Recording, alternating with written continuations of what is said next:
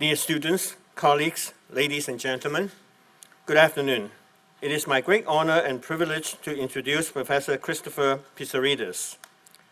Sir Christopher Antonio Pissarides is a Greek Cypriot, born in 1948 in Nicosia. Professor Pissarides was awarded the 2010 Nobel Memorial Prize in Economic Sciences, jointly with Dale Mortensen of Northwestern University and Peter Diamond of Massachusetts Institute of Technology, for his work in labor markets with frictions. He is also the first European economist to win the Institute for Study of Labor Prize in Labor Economics, jointly with his collaborator Dale Mortensen in 2005. Let's warmly welcome Professor Pissarides to the stage.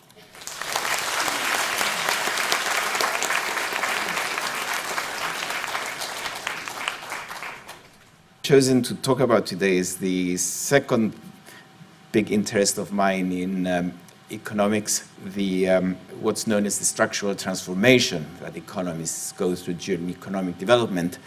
So let me then begin with just a very brief introduction, one slide only on the recent history, and it is that, as we know, China has been going through very fast rates of economic growth. Other countries, of course, have experienced those rates of economic growth, but not for the length of time that China has been experiencing.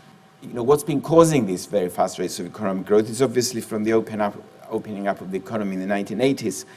But if you look behind that in the sort of structure of the labor market and what's been causing the labor market, then what's been bringing this economic growth is the movement of labor from unproductive agriculture.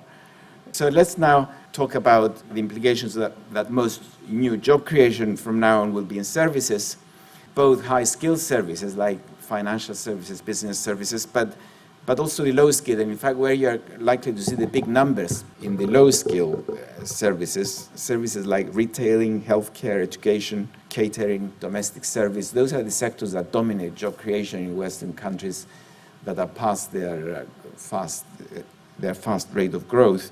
But the high-tech business services will drive economic development and new technology in both industry and services, but they won't create many jobs. In Europe and the United States, when we have 5 to 6% employment, we are saying that we've reached full employment and everyone is happy and the government gets re-elected because they've done so well as to bring unemployment down to 5 to 6%. Although the rule usually with governments is that they can make the situation worse, but very rarely better. Actually, when the best they can do is to leave the market alone, in other words. At least with respect to the numbers of unemployed people, not with respect to their standard of living, obviously. And the level of unemployment depends on institutional arrangements and the structure of industry, but it's about that in sort of post-industrialized service economies. But I do believe that the government has a very big role to play in supporting unemployment because there is so much chance involved, pure luck, that does influence outcomes for a long time to come. You might be a young person, you might end up being unemployed 6 months, 9 months instead of what you would expect normal, which would be 2 to 3 months. And that has implications for your future career for over a decade, for example. Well, that's where government has a role to play to try and avert that.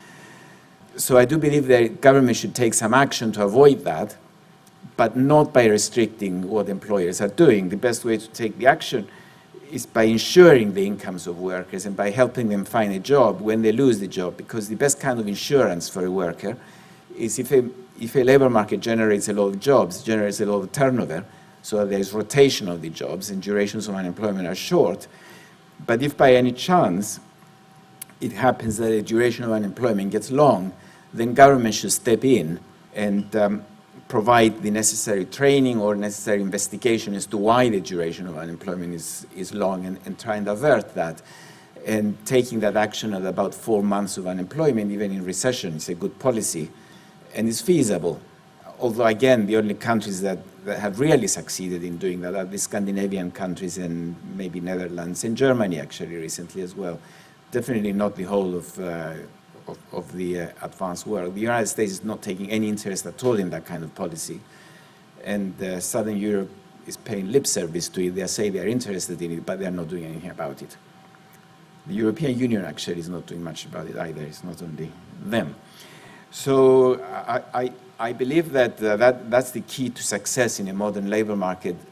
So in the social welfare system, it's one where businesses are flexible to take advantage of new opportunities in an economy that changes so rapidly, and government is providing the support for workers who fall between jobs. And they do this both through passive income support and through active support after 3 or 4 months of unemployment. Now, other social needs that once the country becomes urbanized arise. Now, you might say, why do these needs arise now? It's things like mental health, disability, inequality, poverty. Well, the main reason for that actually is the decline of the family. Because in an agricultural economy, all these, what's mentioned up there, support is provided by the family. But in an urbanized industrial society, you can't expect the family to continue to provide that kind of support. It becomes more dispersed, it's more difficult to communicate within the family. So the state, again, needs to take on that function. And what I describe nowadays is called the flexicurity system. It's one that requires the cooperation of unions, employers, governments, of course, adhere to the standards of the International Labour Office at the very minimum. There are negotiations with unions, but the negotiations are always in the spirit of what's the best for the company, because that's also the best for the workers. And then the government providing the support for those who are unfortunate enough to lose their jobs. So that's the end. The conclusion is that Chinese governments and businesses do need to pay attention to all those factors I mentioned. I spoke in general lines about our experiences in Europe, and I'm happy to take your questions now. My name's Merlis. I'm an economist. I think you're well known in this environment. And I'm going to ask a question that's not exactly economics. If we look at the two extreme cases of industry and services, I think that science-based industry and entertainment and the arts in services, it's a common observation that the fine arts do not progress. There simply is no. Does this give us an indication of where in the long run the pattern of growth will go, if it's indeed the arts side that is going to be increasingly important? Well, you're probably familiar with the Baumol claim in the 1960s that eventually we will all be artists and all industrial goods will be produced by machines, which is not far off the truth. In fact, they say as T goes to infinity, as you would say.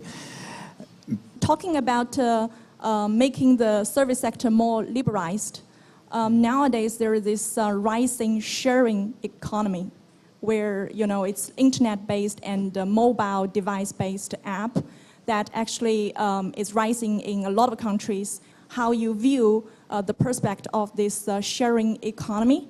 Automation and mechanization will go in the service sector, in the office. Like in the old days, robots replaced assembly lines in manufacturing. In modern days, using a tablet and an application on it will replace the telephone call or the actual search in the street. So let's thank the speaker for a very wonderful speech.